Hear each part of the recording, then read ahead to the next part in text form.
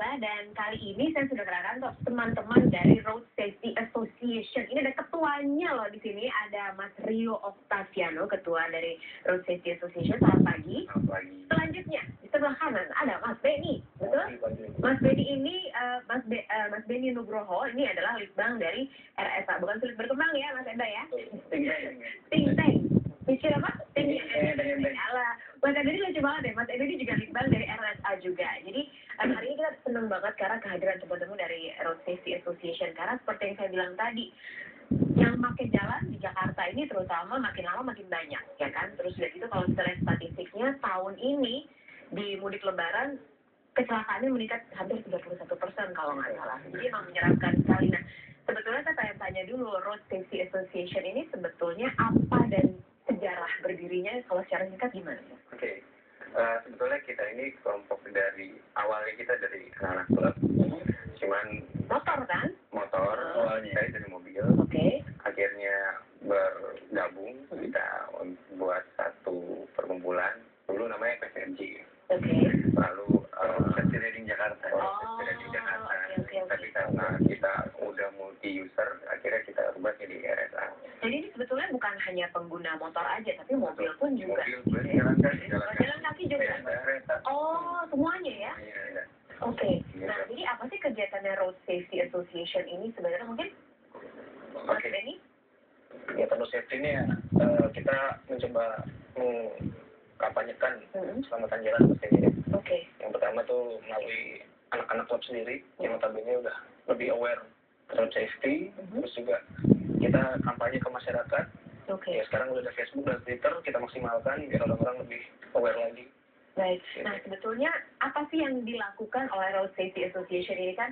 Memang ada safety riding-nya gitu. Kalau kita lihat di website-nya kan lengkap banget loh, nih ada komunitasnya, ada mekanik. Nah, tapi yang paling penting ini untuk safety riding-nya. Sebetulnya apa yang dilakukan?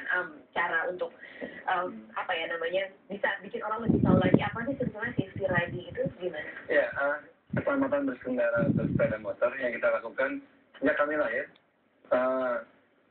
Kami masuk ke yang namanya sel-sel masyarakat. Caranya ya ngobrol secara informal, kita punya namanya kopi darat keliling, masuk ke dalam kelompok-kelompok masyarakat. Awalnya memang klub seperti Benny tadi bilang ya, warga tua.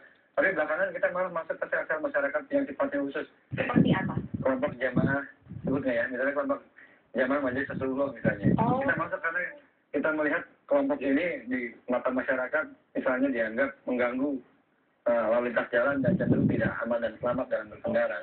Itu kita masuk ke sana. Bahkan ke anak-anak juga kita masuk. Jadi bukan cuma mendekati klub-klub otomotif aja gitu enggak ya, tapi hampir semuanya gitu. Semuanya. Ya, karena masyarakat. Iya. Yang belum setara aja.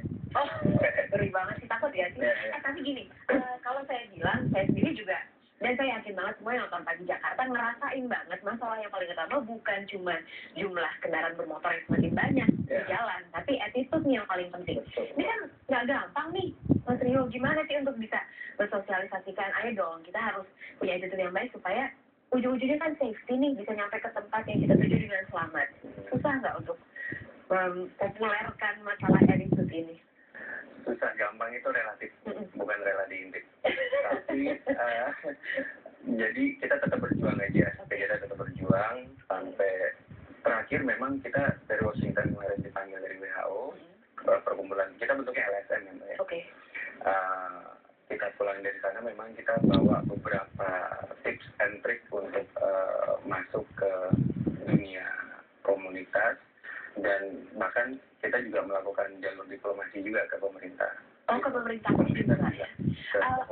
Yang dilakukan, misalnya ini lagi kumpul-kumpul gitu kan, ini kan semua disosialisasikan dengan baik gitu.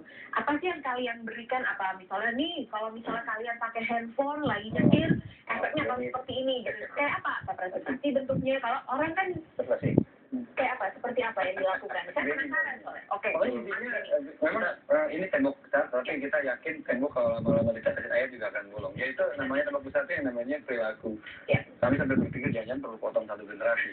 Agar mau 5 generasi. Kiamat loh. Iya.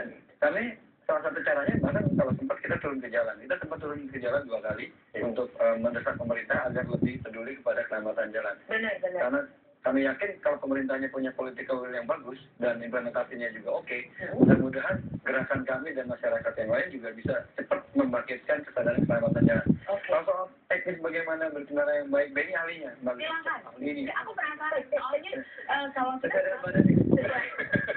kalau kita kan memang lagi nyetir, lagi naik motor apa segala macam selalu dibilangin jangan pakai handphone pas lagi naik kendaraan bermotor, apalagi memang yang pengemudinya gitu kan. Tapi kan ya udah lewat masuk kuping kiri keluar. Ada joke-nya Mbak. Apa? Jangan menelpon kan. Itu kalimatnya bahaya. Dia bilang gini, saya nggak lepas saya terima telepon. Jadi benar kalimatnya jangan menggunakan handphone. Iya dong. Tapi sekarang gadget. Saya kemarin saya ngeliat orang lagi browsing di Galaxy, sorry nggak boleh nyebut merek, di tablet TV-nya. Itu lebih parah lagi. Tapi apa sih, kalian ngasih foto memangnya ini dampak yang akan terjadi kalau misalnya kita tidak memperhatikan aspek keamanan, jadi semacam diberikan shock terapi itu kayak apa, Ben? Regulasi pendekatan kita yang pertama. Regulasi dulu. Karena yang tadi itu kena dendanya maksimal 30.000 penjara 3 bulan. Kadang-kadang orang lebih takut kreditnya daripada ketahuan. Pendekatan itu dulu. Cuma di lapangan memang saudara-saudara kita seragam cepat di sana, Pak Polisi itu belum bisa, tidak berani juga menerapkan sanksi maksimal. Padahal kami harap ada penerapi juga. Lihat kasus Pak Menteri Sosial. Iya. Masuk di jalur busway, dia kan kena sanksi maksimal, walaupun dengan sopirnya. Jadi masuk ribu gitu kan. Kasian banget. Kalau Menteri enggak.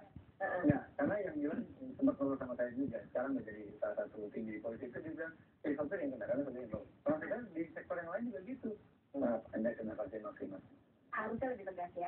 Tapi nanti kita akan tanya deh, Benny juga punya ininya nih soal gambarannya seperti apa. Kalau misalnya Anda juga tentunya pengen dong jadi seorang pengemudi motor atau mobil yang memperhatikan aspek safety. Nah, seperti apa sebetulnya kita harus berbuat di jalan? Jangan kemana-mana, tapi Jakarta akan segera kembali.